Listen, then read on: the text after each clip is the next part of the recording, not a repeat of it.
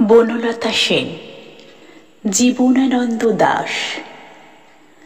হাজার বছর ধরে আমি পথ হাঁটিতেছি পৃথিবীর পথে। সিংহল সমুদ্র থেকে নিশীথের অন্ধকারে মালয় সাগরে অনেক ঘুরেছি আমি। বিম্বিসার অশোকের ধূসর জগতে সেখানে ছিলাম আমি। আরো দূর অন্ধকারে বিদর্ভ নগরে আমি ক্লান্ত প্রাণ এক। চারিদিকে জীবনের সমুদ্র সফিন আমারই দুদণ্ড শান্তি দিয়েছিল নাটোরের বনলতা সেন।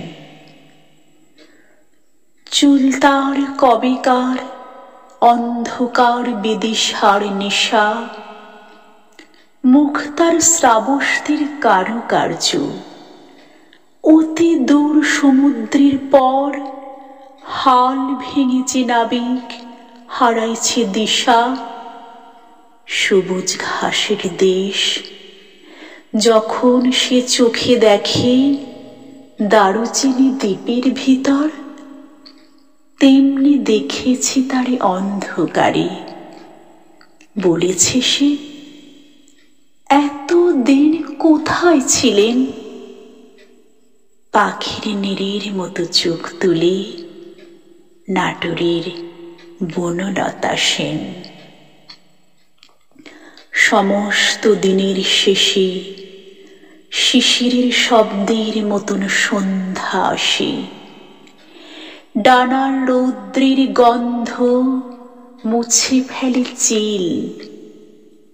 পৃথিবীর সব রং নিভে গেলে পাণ্ডুলিপি করে আয়োজন। তখন গল্পের তরে জোনাকির রঙে ঝিলমিল। সব পাখি ঘরে আসে, সব নদী ফুরায়। এ জীবনের সব লেনদেন, থাকি শুধু অন্ধকার মুখোমুখি বসিবার বনলতা সেন।